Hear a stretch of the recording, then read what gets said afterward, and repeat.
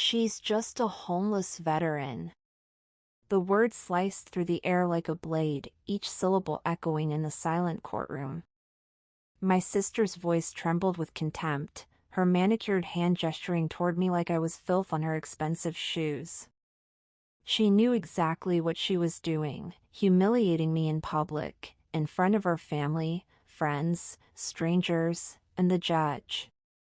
I stood at the edge of the room, dressed plainly in jeans and a faded coat.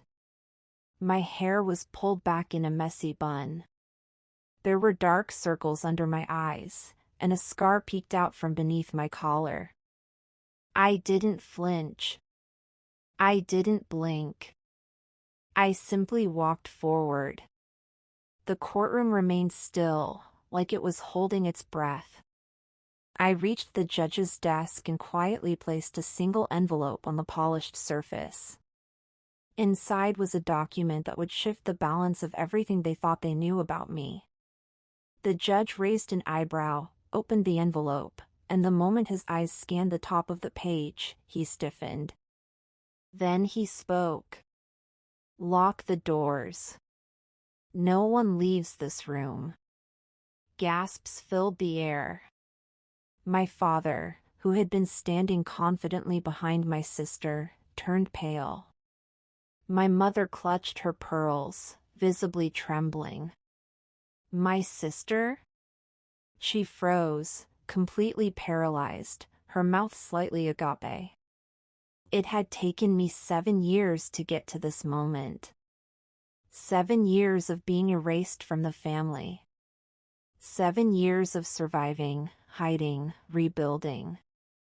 They thought I was gone. But now, I was back with the truth. And this time, I wasn't just telling my story. I was showing receipts. This courtroom wasn't just a legal proceeding. It was the final act in a very long game. And they had no idea they were the ones on trial. I wasn't always this distant.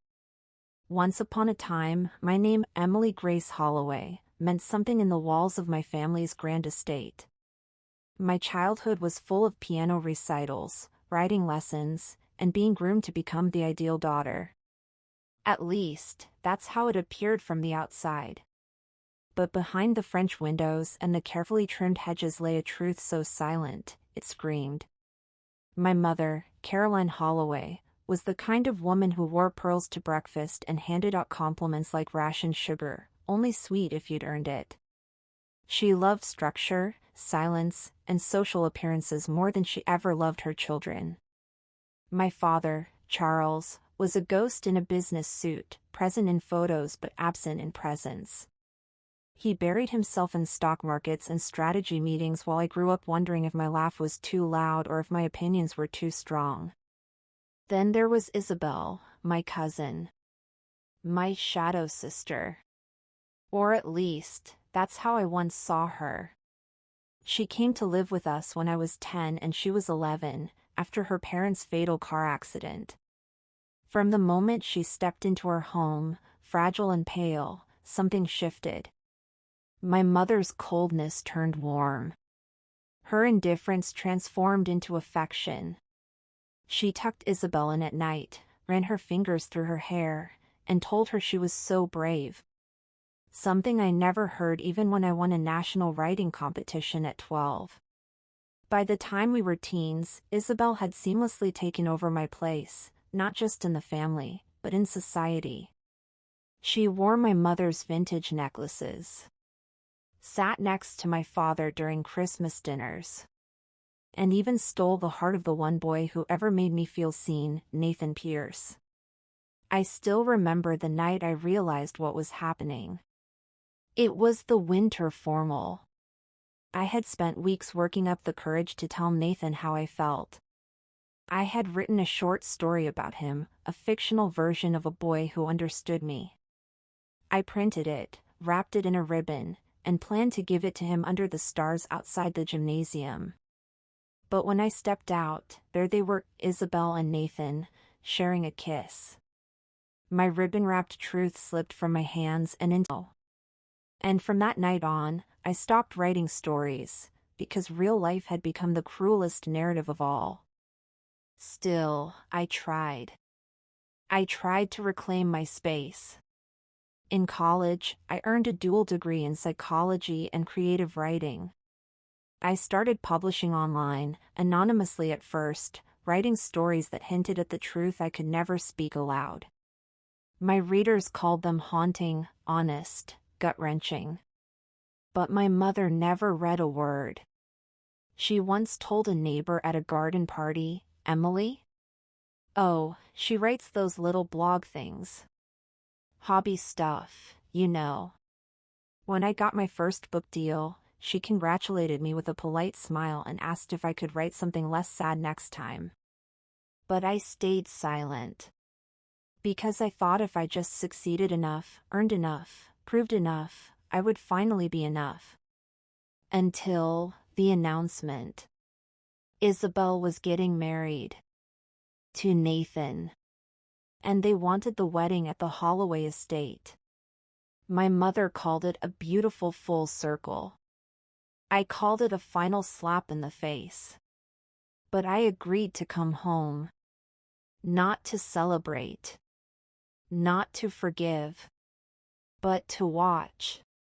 To listen. And when the moment was right, to tell the real story, one the entire family had spent decades burying.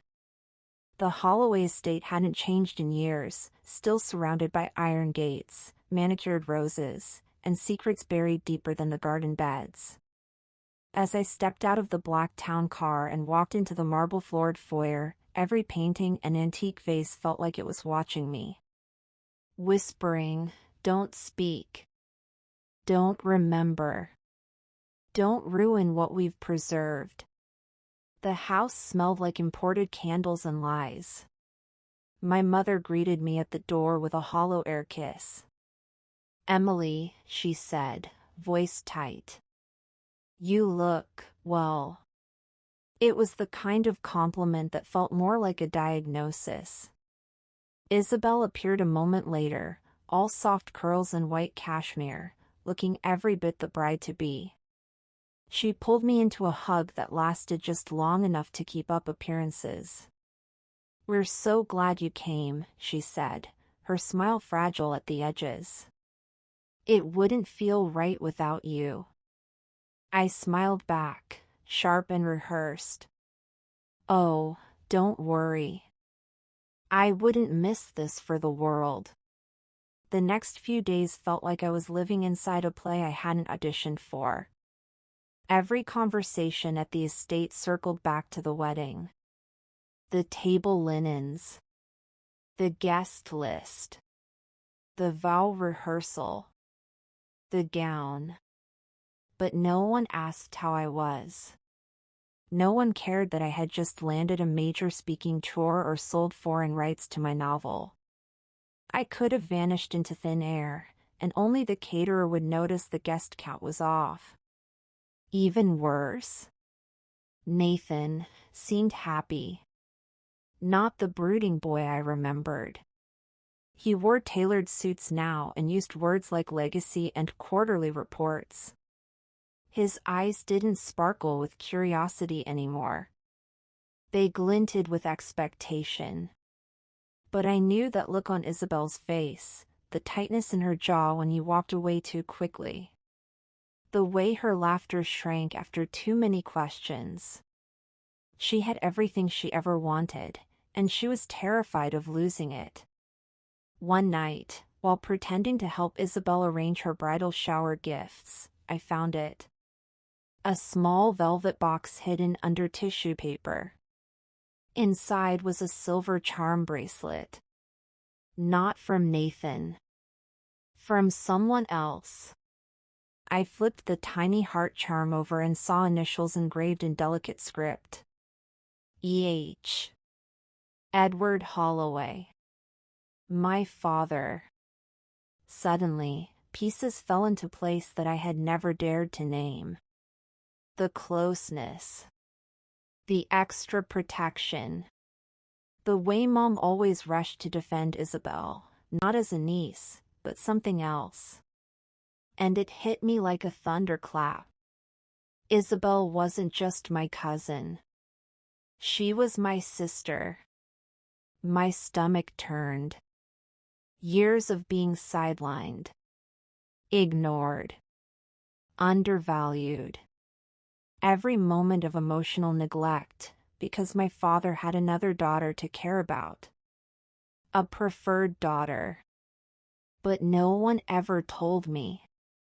Because secrets are easier to decorate than explain. I clutched the bracelet, fury simmering beneath my skin. But I didn't confront anyone, not yet. I needed more. So I started digging. Old estate files. Photo albums.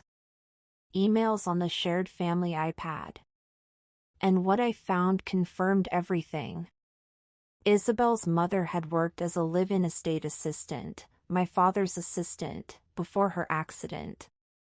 After she died, my mother reluctantly took Isabel in. Not out of charity, but out of duty. Because Isabel wasn't just a guest. She was blood. And I had been lied to my entire life. But it didn't stop there. At dinner the following evening, as Isabel laughed over wine with our parents and Nathan, I excused myself.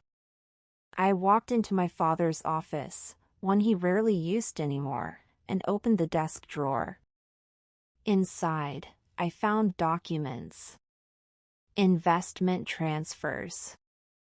Shell companies. And one particular set of receipts under a boutique account registered to Isabel C. Holloway. Tens of thousands of dollars, siphoned through a fake trust account. She was stealing. From our family. From him. And he was either blind, or letting it happen. I took photos of everything. This time, I wouldn't be silenced. This time, I wouldn't play the quiet daughter. The discarded sibling. This time, I was writing the ending.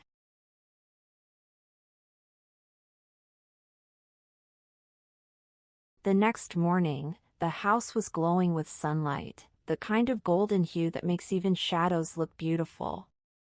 But beauty had always been a weapon here. A mask. I walked down the grand staircase holding a quiet rage in my chest, passing portraits of Holloway ancestors who had no idea their legacy would one day be divided by deception. Isabel was in the sunroom, curled up in white silk, flipping through final dress fittings on her phone. She looked radiant, unbothered, as if nothing could ruin the dream life she was days away from marrying into. But she didn't see me the same way anymore. She looked at me now with guarded eyes, subtle suspicion, and something else. Fear. Because somehow, she knew. I stepped into my father's study that afternoon with purpose. The same room where I'd once asked him if he was proud of me, and received silence. This time, I came not for approval, but truth. Dad, I began, laying the charm bracelet and printed emails on the table like evidence in a courtroom. He looked up slowly, brows furrowed, confused, then defensive. I know, I said, voice trembling. I know about Isabel. I know she's not just my cousin. I know she's your daughter. The silence stretched like elastic, tight and ready to snap. He stared down at the bracelet. I didn't want to hurt you, he said finally, voice so low it was almost a whisper. I laughed. Bitterly. You didn't want to hurt me, so you gave her everything?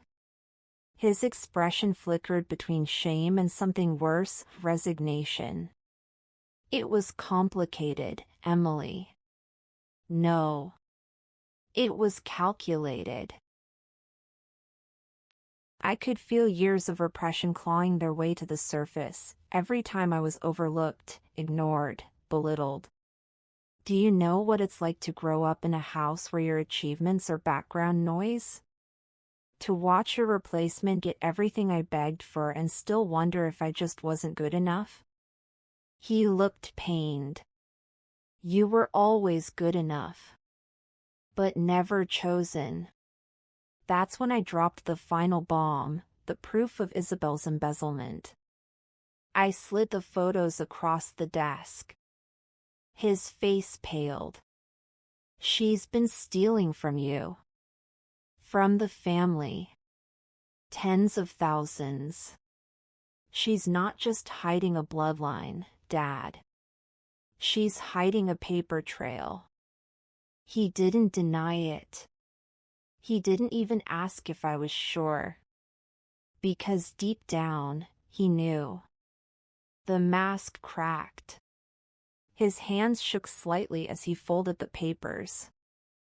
Thank you for telling me. But it wasn't gratitude I wanted. It was recognition. You can still fix this, I said quietly. Before she marries Nathan. Before she burns everything down. He looked up again, older now, somehow. Tired. She's my daughter too, Emily. And I'm what? A footnote? He didn't answer. And that was the real breaking point. That night, I packed my bag. Not because I was leaving, no, not yet. But because I was preparing for my entrance. The wedding was 48 hours away. And I was done being written out of the story. I wasn't just here to expose a secret. I was here to end a legacy built on lies.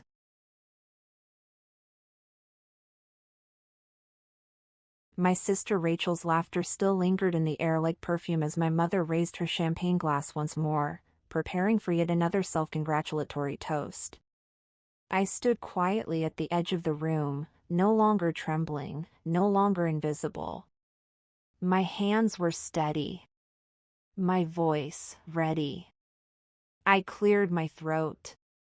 Ladies and gentlemen, I said, loud enough to silence even the string quartet.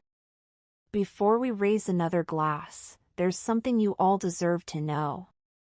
Heads turned. Cameras poised.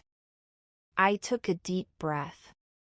This isn't just a story about a beautiful bride or a fairy tale wedding. It's also a story about betrayal, theft, and secrets kept far too long. Rachel's expression cracked like porcelain. Over the past 2 years, Rachel has been embezzling money from our father's company, hundreds of thousands. I have the proof on my phone and backups stored in multiple places. Gasps rippled through the guests. My mother's face drained of color. Audrey, this is not the time. No, Mom.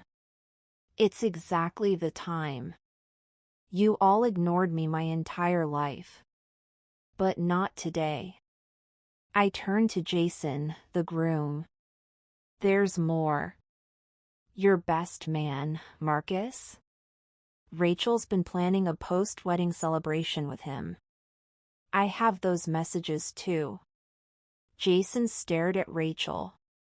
She looked like she'd been hit by a truck. The silence was louder than any music. And then, Jason spoke. Show me, he said. I handed him the screenshots. One by one, guests began pulling out their phones. Murmurs became whispers. Whispers became stunned outbursts. Rachel tried to speak, to defend, but nothing came out. Her mask was gone. Jason placed the phone down on the table. I want this wedding annulled. Now. He turned and walked out. Rachel collapsed into a chair, shaking. And me? For my life, I walked through the crowd, and every eye followed me. Not Rachel. Me. They say every family has secrets. Mine just chose to bury them behind champagne toasts and designer gowns. For years, I thought being the forgotten daughter meant I wasn't enough. Not pretty enough. Not smart enough. Not her. But that day, at my sister's wedding, I learned something powerful. Being underestimated isn't a weakness. It's your greatest weapon, because they never see you coming. In the weeks that followed, Rachel faced a full-scale investigation. My father, ashamed and betrayed, resigned. My mother tried to save face, but her reputation among her charity friends? Shattered. And me? I didn't just walk away from that wedding. I walked into a new version of myself. I launched my own digital brand consultancy, and within 6 months, I was speaking on stages they once told me I'd never belong to. So, if you're watching this thinking I've been ignored, overshadowed, dismissed, let me tell you, your moment is coming. Not with noise, not with chaos, but with quiet power. Because the forgotten daughter, she never stays forgotten for long.